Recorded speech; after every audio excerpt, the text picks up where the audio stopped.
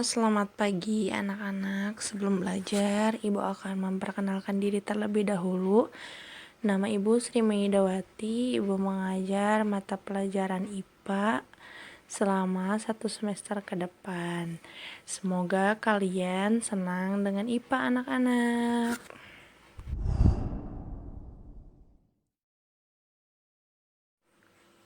Sebelum pelajaran dimulai, Ibu minta untuk kalian persiapkan alat tulis terlebih dahulu. Kemudian duduk dengan nyaman, lalu berdoa terlebih dahulu sesuai dengan keyakinannya masing-masing. Oke, berdoa dimulai.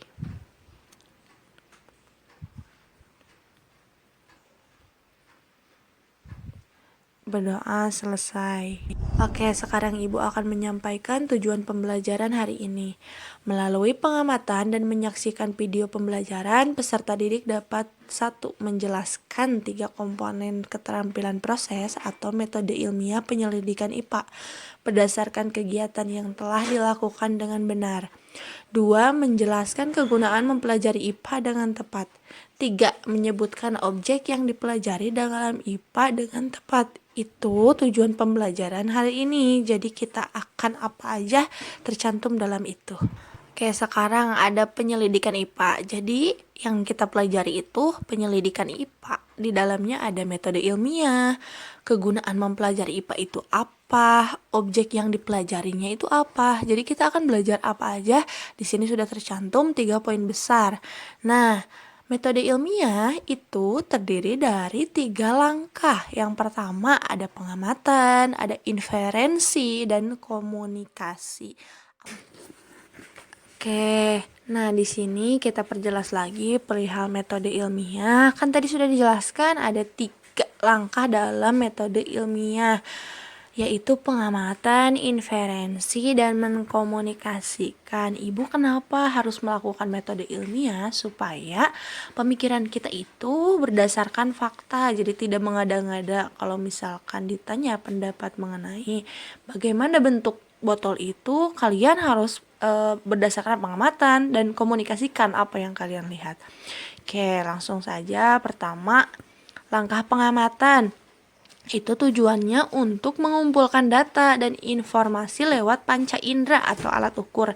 Jadi pengamatan itu bisa dilakukan oleh panca indera kalian ya, mata, tangan, pengecap, pendengar, terus bisa diukur juga. Contohnya di depan kalian ada buku. Diamati terlebih dahulu bukunya seperti apa.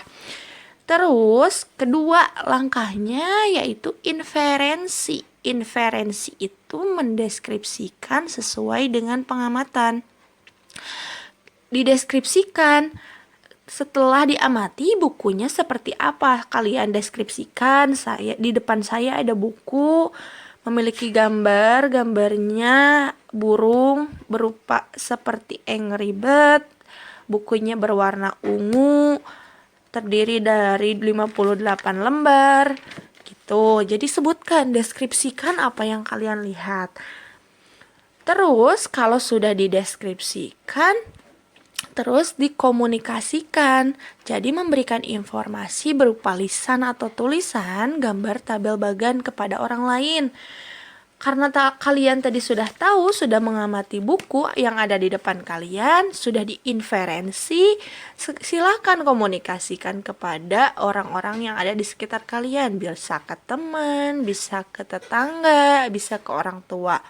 Contohnya kalau misalkan mau bentuk lisan ya tinggal jelaskan aja. Ibu, saya mempunyai buku berwarna ungu, memiliki gambar Angry Bird, jumlahnya 58 lembar, seperti itu. Jadi langsung aja komunikasikan. Bisa juga contoh lainnya, misalkan di depan kalian ada botol. Amati, lalu silahkan inferensi atau deskripsikan. Terus komunikasikan. Di depan saya ada botol berwarna hitam, tutupnya warna biru, tingginya kurang lebih 20 cm, memiliki lekuk di bagian tengah. Itu kan sudah dideskripsikan, berarti kalian berbicara sesuai dengan pengamatan yang kalian lakukan hari itu. Oke, itu ya metode ilmiah itu jadi ada 3: pengamatan, inferensi, dan mengkomunikasikan. Kita lanjut ke kegunaan belajar IPA. Apa sih gunanya belajar IPA? Kenapa kita harus belajar IPA? Nah, pertama itu fungsinya adalah memahami peristiwa di sekitar kita. Contohnya banjir. Kenapa bisa banjir misalkan, kenapa bisa longsor, itu kan. Nah, jawabannya ada di kegunaan nomor 2, menyelesaikan sebuah permasalahan.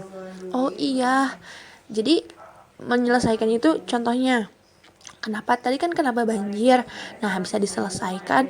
Oh, ternyata banjir itu disebabkan oleh saluran air yang tersumbat, terlalu banyak sampah di mana-mana. Jadi diselesaikannya itu dengan perbuatan lagi. Contohnya kita menjadi buang sampah pada tempatnya. Saluran air itu disediakan dengan baik, dirawat dengan baik. Jadi itu.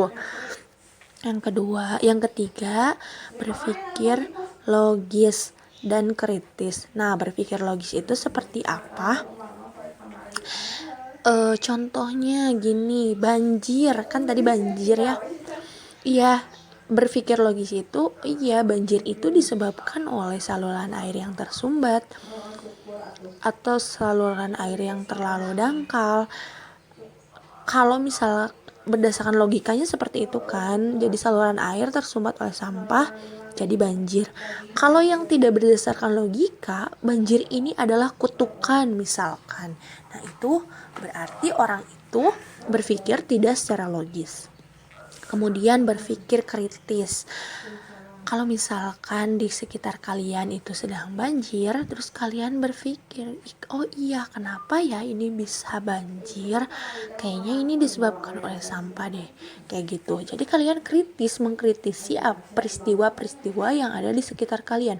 Contohnya lagi, kenapa ya matahari bersinar pada siang hari? Kenapa bintang itu berkelip pada malam hari?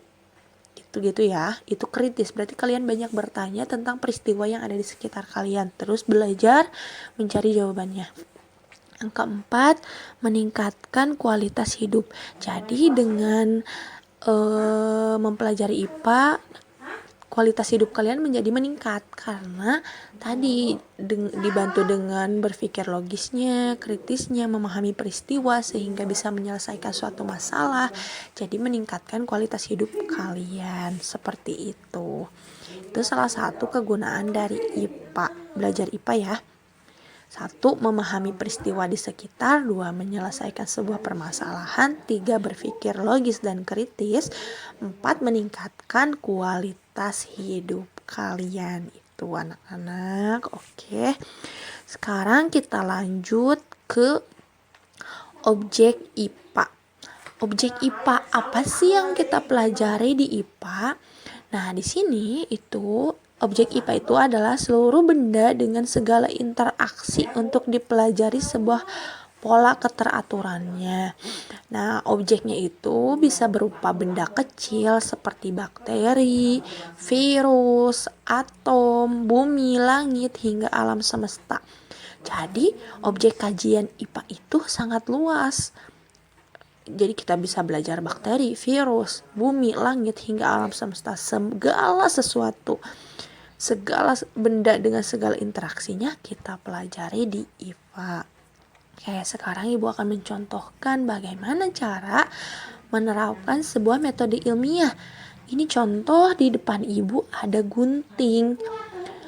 Terus Ibu amati gunting itu dan Ibu deskripsikan. Gunting terdiri dari bahan plastik dan stainless, ada bagian runcingnya, terdapat bulatan di bagian plastik untuk pegangan. Kemudian bagian plastik itu berwarna oranye dan bagian bulatannya berwarna hijau.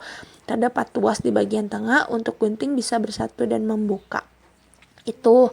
Terus Ibu komunikasikan dalam bentuk foto dan dicantumkan deskripsinya. Berarti Ibu sudah melakukan sebuah metode ilmiah terhadap benda sekitar, yaitu gunting. Ingat-ingat ya. Jadi ada 3. Sekarang kita belajar mengamati lingkungan sekitar. Nah, tugasnya, silakan kalian amati 2 benda yang ada di rumahmu, kemudian deskripsikan benda tersebut sesuai dengan pengamatan yang kamu lakukan. Terus, amati ibu dan ayahmu, kemudian deskripsikan ciri-cirinya sesuai dengan yang kamu amati. Nah, kalau sudah, nanti kirim hasilnya. Oke, terima kasih. Sekian pembelajaran IPA hari ini. Sampai bertemu Kamis depan. Ibu tunggu tugasnya di Google Classroom ya. Silahkan masukkan kode kelas masing-masing. Sekian, wassalamualaikum warahmatullahi wabarakatuh.